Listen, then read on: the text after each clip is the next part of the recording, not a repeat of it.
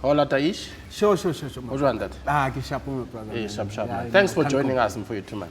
No, it's a pleasure, man. I was Thank you so saying much for off having the me. record, when only die hard. You refuse to stay Mahana down. Hoso. They don't call me die hard for not seeing. Oh, you watched that one? No. It's a matter of just like, you know, keep fighting, always trying to get the better version of me, you know, and keep moving forward and pushing. That's what we're here for, man, you know, just to be better than yesterday. Apart from the word Ishmael, do you have any other name? Yeah, I have Ishmael, and then I have my other name is Mulifi, and then my other one is Ndetwentle. So I have 3 names. Okay. Yeah. Talk to me about the third one. Okay, Ndetwentle because, okay, I'm, I'd say half Sotho, half Xhosa, ne? Okay. Xhosa, my mother's side. So Ndetwentle is from my mother's father. What does it mean? It means beautiful language, beautiful talk. Okay. That's what it means. And I guess that sums up your music. I actually was thinking about it and then I realized, maybe that's, you know, because it has to do with that. So, but I never really went into depth in terms of finding out what is the real meaning, you know. Yeah. So where were you born? Where did you grow up? Scale-wise? Yeah. And all that? Okay. I was born in a village called Mafula, which is in Delareyville, right? Mafula. I know a lot of people don't know that place. Which province is that? It's in Northwest, Delareyville, yeah. Okay. Then we moved to Rustenburg. Okay. Rustenburg, a place called, it used to be called Hartbeesfontein, and then it later changed into be called Lethabong. Yeah. Growing up, went to school there, you know, primary school, secondary school, and then when I came to Joburg, my parents moved to Klerksdorp, which is still in Northwest, you know. So that's right now I would say home where my mother and father are and my family is Klerksdorp, Joburg. Okay. Scale-wise? I sort of left school. I don't have a matric. Yeah. Yeah, so I came to Joburg trying to do this music thing, which in a way affected my going to school. Yeah. Because I tried to go to school in Tsakani, working here and traveling to Tsakani every morning, but that didn't work out. You know, so yeah. You know, some people think, well, I know if you don't have matric, it means it's the end of your life. It's not. No, definitely no, it's not. Yeah. It's definitely not. It's just one of those. But I mean, obviously, education helps. Education helps in terms of, we live in a society where it's required. Knowledge is required. You know? Yeah, but it's not the end of the day if you didn't finish school. Yeah. At what stage did you discover your passion for music? From as far back as I can remember, from really a child. The only thing was just music in my mind. You know? Other kids would be going there and playing football, and I was always on the radio, listening to the radio. Yeah, as far back as I can remember. Even before I could even start singing, I was already in love with music. Yeah. You know, a lot of people might not know your passion for music. I mean, you moved from Northwest to Joburg to pursue this career. Before you met the likes of Bo Tade Chukotwala, Bo Duma Sizlela, you actually at some point you were hustling. I mean, you even worked as a cleaner in Hillbrow. I worked as a petrol attendant in Hillbrow.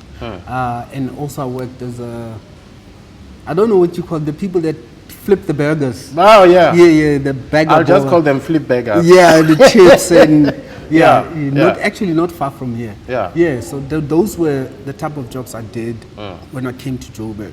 Like small things, but I was not very successful at them because I was always at the club or always where the music was. Because, you know, back then in places like Hillbrow and Yeoville, there was always like an open mic place, a place where you can go and sing. You know, whatever with the band and stuff. So I was more drawn into that than work. So it affected my school and work.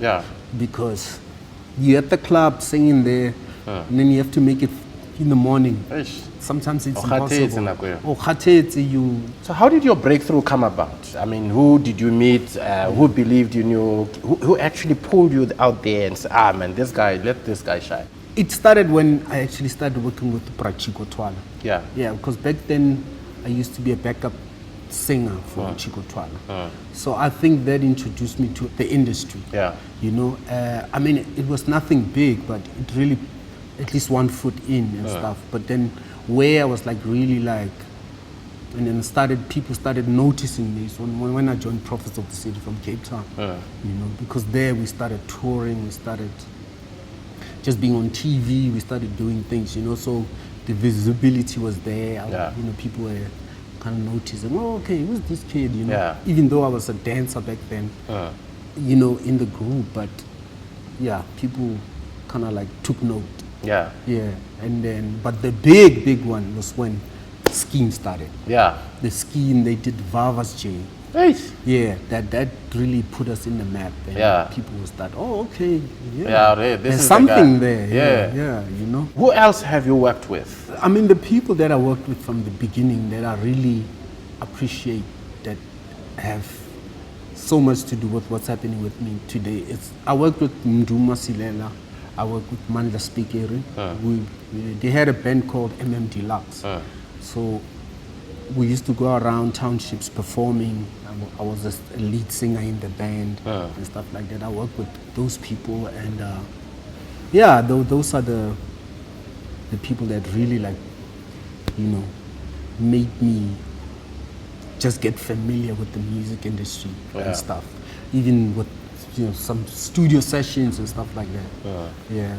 Mandla Speaker, Chico Twala, you know. I mean, that's before even the POCs and the schemes and all that stuff. So who has had the biggest influence in your life musically, but also life in general? I would say Lance Day of Motherland Records. I would say Arthur Mofakate at 999, you know what I mean? Because that's when, you know, big things really started happening in my career, you know, where I was like making hits, music selling, and you know, touring, performing, and making some money from it, you know. What are some of the biggest highlights in your life? There's so many, and they're different. Okay, the first one was like when I joined Prophets of the City.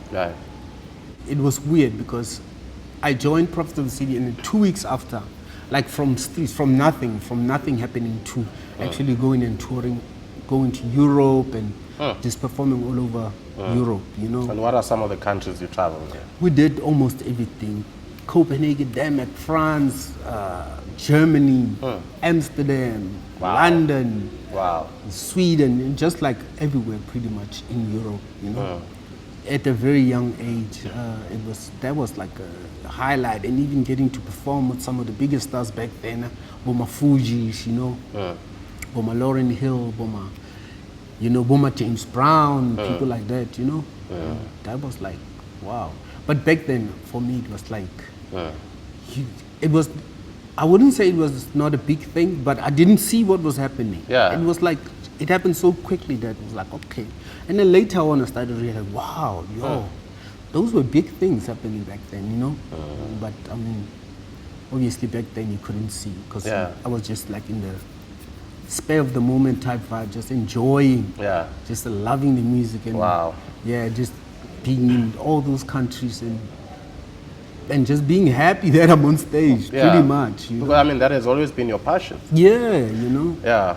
So I guess with this traveling, going to Europe, and you know, having those big hits, meant also money started rolling a bit and so on. No, definitely. I started seeing money coming in. I mean, for me, I come from a background where there was no money at all.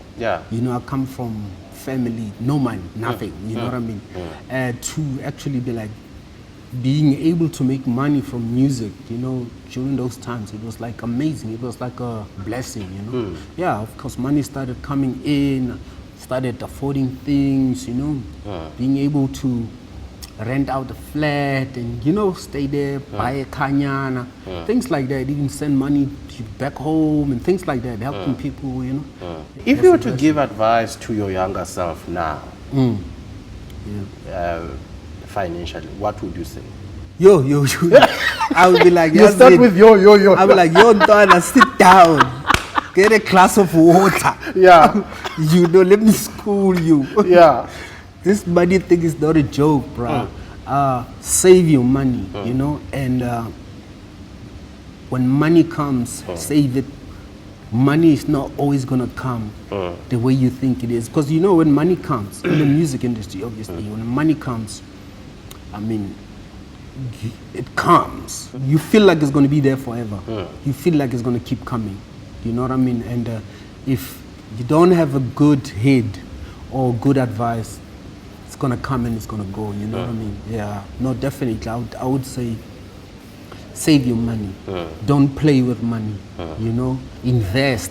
Do all those things that obviously back then I didn't know. You know. Yeah. Do not play with money. You know. Yeah. Especially for musicians. You know, people in the arts. Money is not like every month you have a salary. You know. It's not guaranteed. Yeah. There's times where it's really, really dry. You know.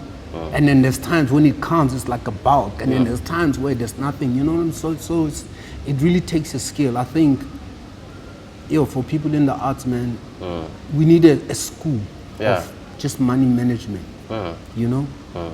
Yeah, but obviously now it's better because the information is out there, you know. You can actually like Google anything and, you know, fingertips is there.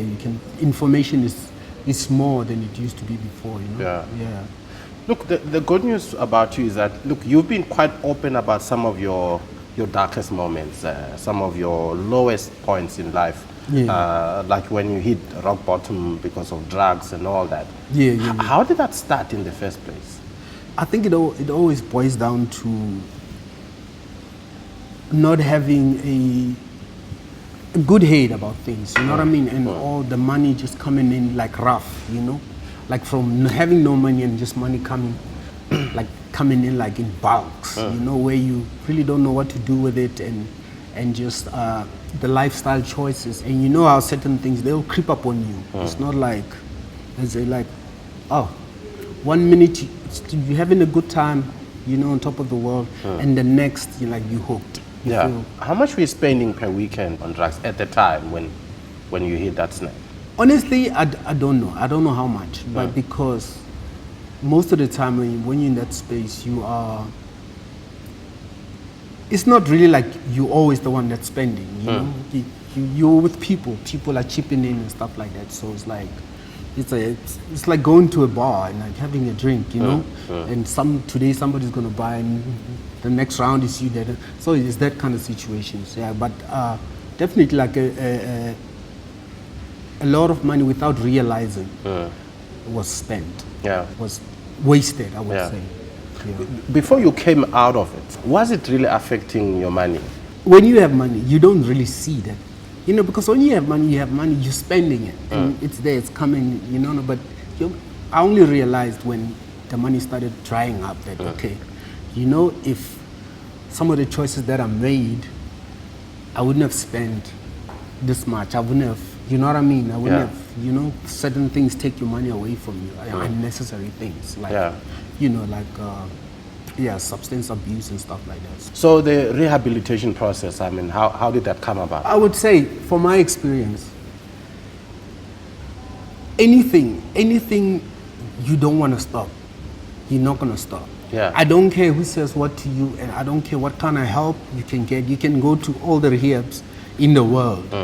But if you don't want to stop, you're not going to stop. You understand? And it took me to actually wanting to stop myself and be like, yo, this is too much. I mean, I've been to rehabs, but then relapsed. So you've been to a couple of rehabs of times? Yeah, I've been to one, but and then I relapsed, and then I'll stop. I'm like, I can do this, but I'll stop, and I go back, you know what I mean? And it was like, I couldn't win the battle then, you know, until I was like, okay, I decided, like, I really, you know, it came from inside, from deep inside, that, you know what,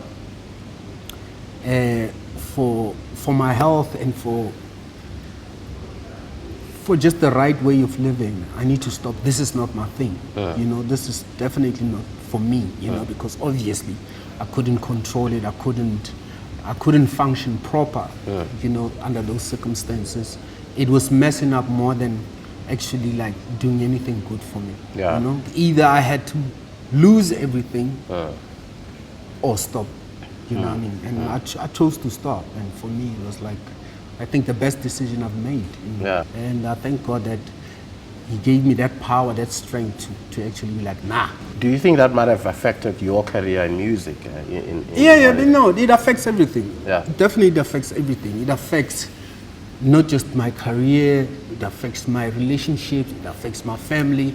It affects, because it's my life, you know, it affects everything about my life. When you decide that I'm coming out of this, what are the things that one needs to be doing in order to avoid relapsing? After relapse, like, no, I'm cured, I'm good, you know?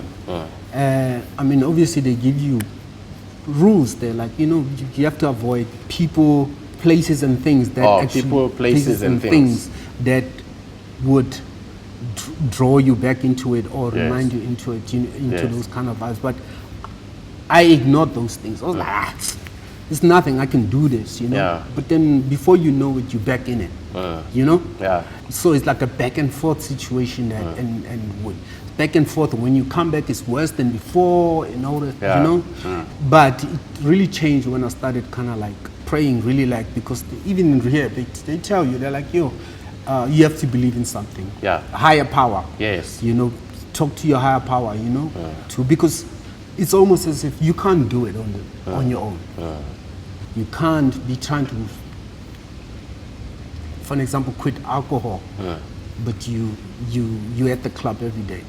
You're not really going to win. And you're hanging around people who are drinking, you but understand you what say I'm you want saying. to quit. You're not going to win, you know. So until I kind of like, you know, paid attention to the rules, and I felt like, okay, sharp, no, I'm good. How long have you been clean now? From last year November. So we're looking about 4 months.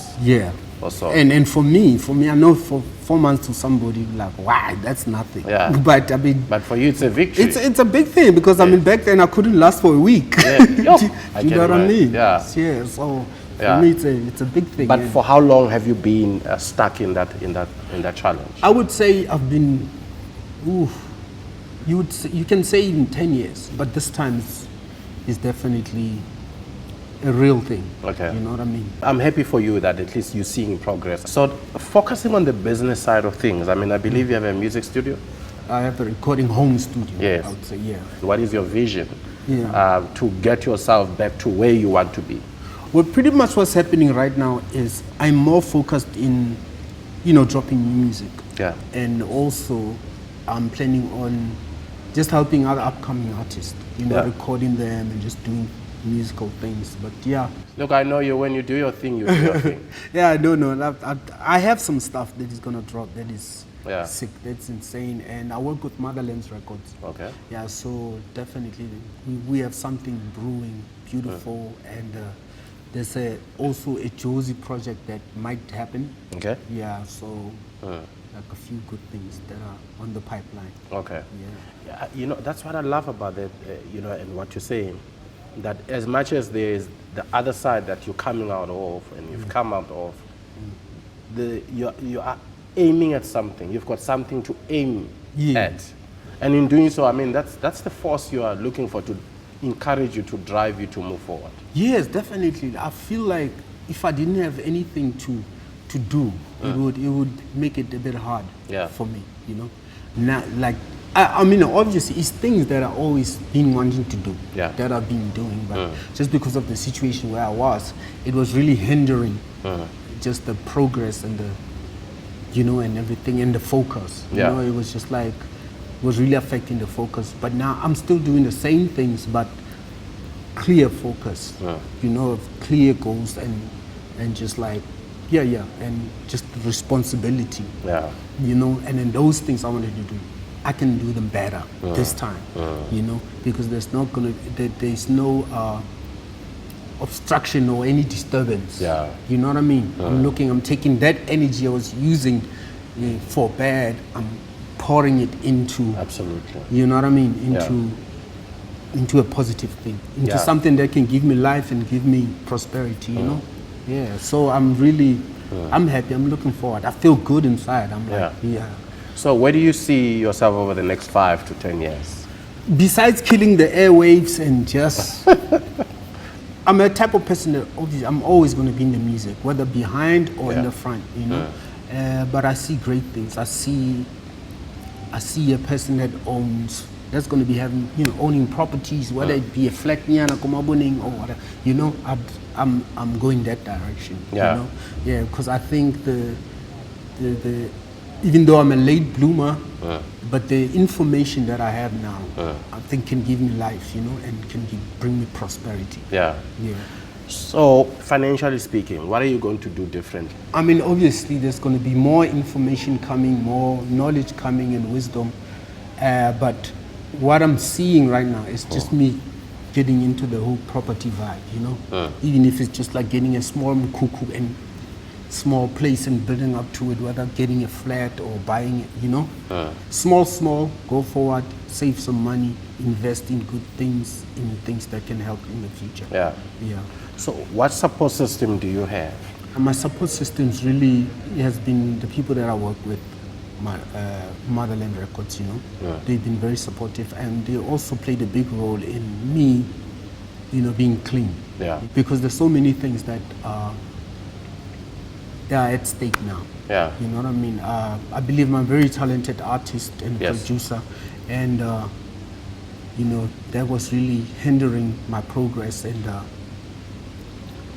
with this clarity that's happening, and them supporting me, and knowing that we can do this, it's the first step. So when you look at the last 10 years versus the last 4 months, is there any particular thing or things that you are doing differently that you think is the reason why you feel good about yourself, you're optimistic about your future, and you are conquering this thing? Yeah, definitely. I pray more. I'm home more focused, and more just taking care of myself and loving myself, you know, because, you know, I think I've been a people pleaser. Yes. More than loving myself. Sure. You know, so I think the more I start to love myself, the more I actually there's progress, you know? The more I feel good, you know?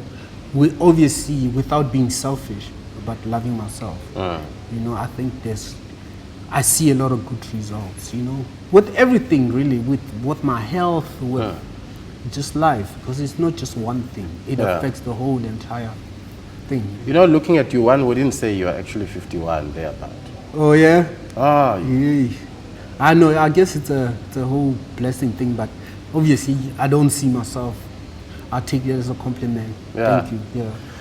Because, I mean, I would imagine, you see, at least the advantage with being in the music industry, that you don't have to stress so much about, you know, people who have a 9 to 5, they tend to think about a retirement age and all that. Yeah. But of course, I mean, musically, it's really about being relevant for you to stay in music and actually be able to sustain your life. Because, I mean, you've been in this game for many years, Chief. You can say I've been in the industry, give or take 30. So if you've been in the music industry for 30 years, within that 30 years, there's going to be different generations. Yes. How do you stay relevant? First of all, it's like I love music. I love music, any genre. A good song is a good song. It doesn't matter whether it be rock, kwaito, piano, or whatever, R&B. So, me being a music lover, I don't judge music as much. You know what I mean? I'm not one of those guys that be like, you know, our generation, our kwaito was better, or this piano thing is what, you know what I mean? I look at music as a fan, you know, so I always involve myself in the listening of the music as well, you know. So knowing what's hot now and knowing what works, I think it helps, because if you're in the music business, you have to know what's happening now, so and find ways to be part of it, and how you can be part of what's happening right now, you know, and instead of just like being trapped in the past, you know. Yeah, the past was good, but what's happening right now, you have to be part of it, you know. You see it everywhere in business, everywhere. It's like, you know, BMW makes a car, they're not gonna be like, oh, Yeah. We're not making any cars anymore. The one we did in '88 was the one. Yeah. You know, you see, they always come with different models, which music is like that too. You have to always, like, you know, find yourself there. In the new one, find yourself. How can I squeeze myself in there? Yes. Yeah. Hi, Daish. I'm really appreciative of your coming here and opening up and sharing with us some of these insights about your life, your journey, and all that. Yeah, no, anytime, my brother. And I hope if this can help somebody, you know, from learning from my mistakes, because people can learn. You can learn from somebody's mistake, not to do it. You know, and that's what we're here for, to show each other in life. You know, this way, not this way. Yeah. You know. Yeah. So finally, if you were to give advice to young people getting into the music industry, knowing what you've learned with some of the tough decisions you've had to take in your life, good or bad, what would you say to young people? I would say to young people, I mean, young people in music today, they don't realize how fortunate they are. They're very fortunate because all the information they need is on their phone. Yeah. All, 100%, all of it is on your phone. So use it, use that. You know, anything you want to know, it's on your phone. You can even be out there in a farm, away from nobody, by yourself. And you can work from anywhere in the world. You know what I mean? So you guys are blessed, the now generation in music. So no excuses. You have everything you need. Thank you so much. Thank you for your time. You're welcome. Much Thank you so appreciated, much. man. Thank you so much. Thank you so much, man, and all the best.